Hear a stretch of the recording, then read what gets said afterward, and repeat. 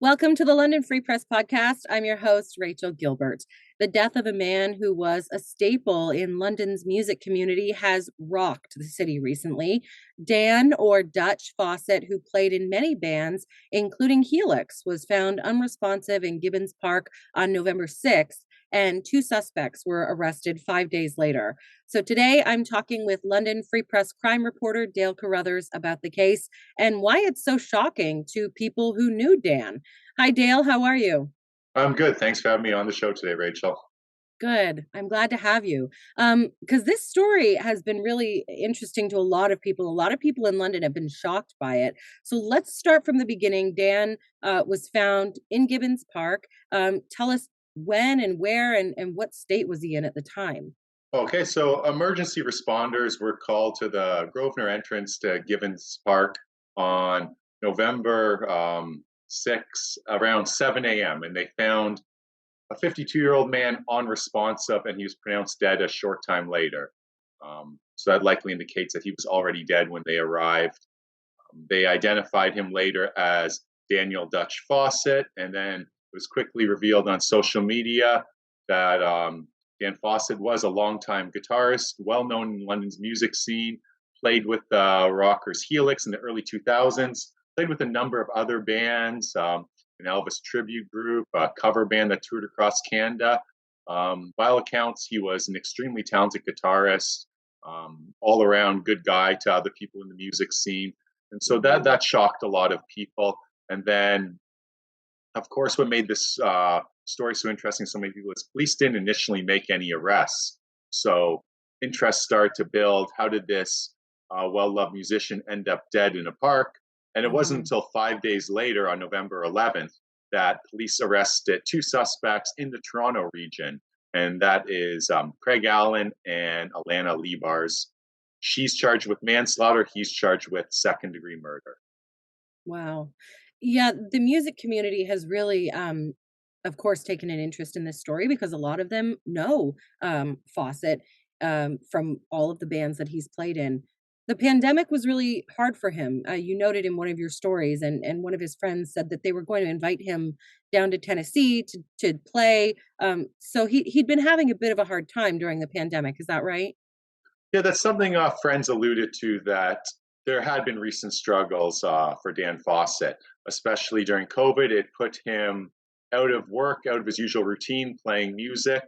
And so he had struggled. So one of his friends, who is a world-renowned Elvis tribute artist, said, come down to Tennessee. He lives down there. And he said, there's tons of work. There's a huge tourism industry, and I can get you a ton of gigs here.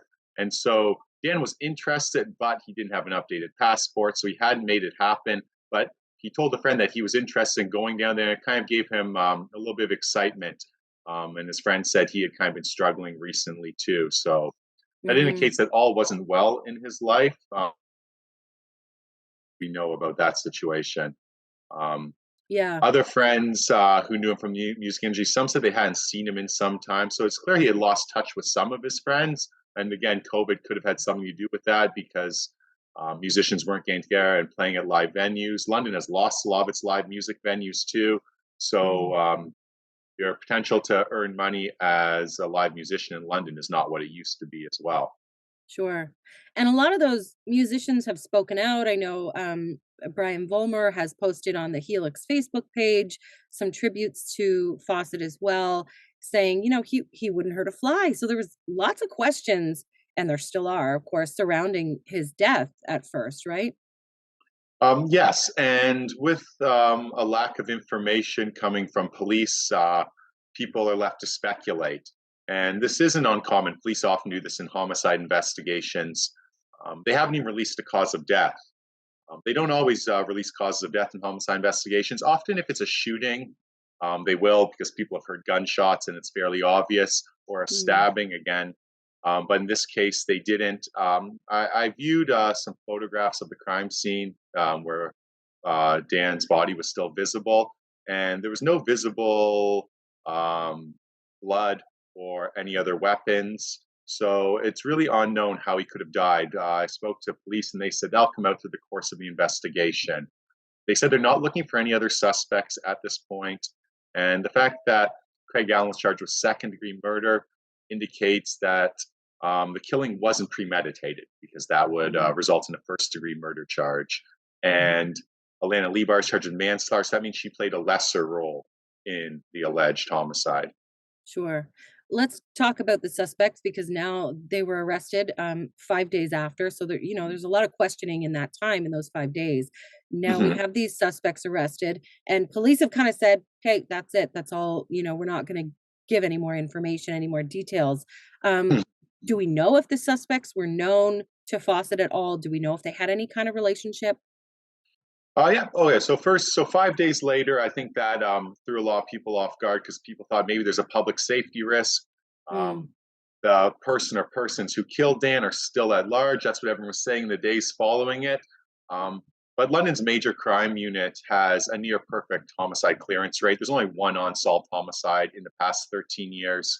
So they usually get their suspects. And it's possible that they had these suspects in their sights right from the beginning. Again, they didn't reveal that. But my indication is that's probably the case because they didn't say there's any risk to public safety. And the mm, two suspects were arrested in the Toronto area. So there was obviously some tracking down to do to get them. Both suspects are known to police. In October, Windsor police had put out a warning to the public saying they'd obtained arrest warrants for both Lebars and Allen on theft and fraud related charges stemming from a series of thefts from locker rooms at gyms in Windsor. mm, So they had previous run-ins with police. They were arrested in the Toronto area, and they were also charged with possession of property obtained by crime, and that's for a vehicle that was in their possession. Not really sure of the details beyond that charge. And so we also spoke with a man who only wanted to be identified as a friend of Alana Lebar's. He had known her for some time. And he said Dan Fawcett knew Alana Lebar's for at least a year. They hung out sometimes. And Dan Fawcett may have had a romantic interest in her, he said. That's not something we were able to confirm. So we know he knew at least one of his alleged killers. We don't know if he knew Craig Allen. That's not something we were able to determine at this time. But mhm, like most homicides, victims know their alleged killers. mhm. And the police haven't confirmed any relationship so far. No, sometimes they will say the victim and the accused were known to each other, but in this case, they haven't, and they said that will be revealed through the court process. So it's kind of a Right. wait and see. But we're going to continue reporting on it, and hopefully, I can pull some more strings and find out more about this connection. I reviewed Alana Lebar and Dan Fawcett's social media accounts, and they had interacted on Facebook. Mm, Most recently, no, September 30th, he liked a post she had made about relationships. He had commented on other posts. So they interacted on social media, which is another indication they knew each other. sure. Do we have any indication of a motive? Because of course that's what everyone's question is, right? Yes, I've spoken to one man who suggested a motive, but again, I haven't been able to confirm it with anyone else, so I can't really go into it. Um, Again, so that's something we may have to wait until court unless I can confirm through some other sources. Sure. Um, Fawcett also had a daughter as well. He leaves behind a siblings and a daughter. Is that right? Yes, that is correct. He had several siblings and he had a daughter. An education fund has been set up for her. It's raised almost $25,000. Mm, So the community has really come together because now this little girl doesn't have a father. And so people are trying to help in any way they can. The music community is also organizing a memorial. No date has been set yet, but there's clearly an appetite by his friends in the music community to celebrate his life, to come together and remember Dan Fawcett. So that's something that I'll have more details on shortly. do we have an age for the daughter? Do we know how old she is? We are not sure of her exact age. We're told she's young. She's a minor, so she's under 16 Sure. at least. And a private funeral has been held for him. Is that right? Yes, the funeral was held on Friday, which was the same day the two suspects were arrested. Hmm. And so we'll have more details, hopefully, on a public memorial that more people can attend later on. Yeah, yeah. And at this point, the two accused remain in custody. Bail hearings haven't yet been scheduled. They were supposed to be up in court again today to possibly set a date for a bail hearing. And Hmm. of course, they're eligible for bail, just like anyone accused of any crime is. And it is possible they could get bail. They both have retained lawyers. So I'll be following that as well.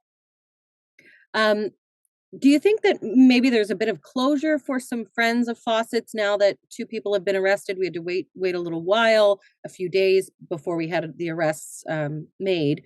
Do you think there's some closure now for some of the community? Because at this point, police aren't going to say much else. We're going to have to wait for this all to play out in Oh, court. news that two suspects have been arrested and charged was well received by Fawcett's friends and family because Hmm. until then they're demanding justice for him and his killer or killers were at large. So now that two people have been arrested and charged, that does bring some form of closure. People never like that word when I use it because they say you can never really truly get closure. But relief Sure. is the Yeah. word I usually use. It brings some relief to them. Um, and now they're really looking for more answers and they're going to have to wait for the court process. And homicides typically take at least a year, around sometimes around 2 years to go to trial. So it really takes a lot of time. So you have to be patient.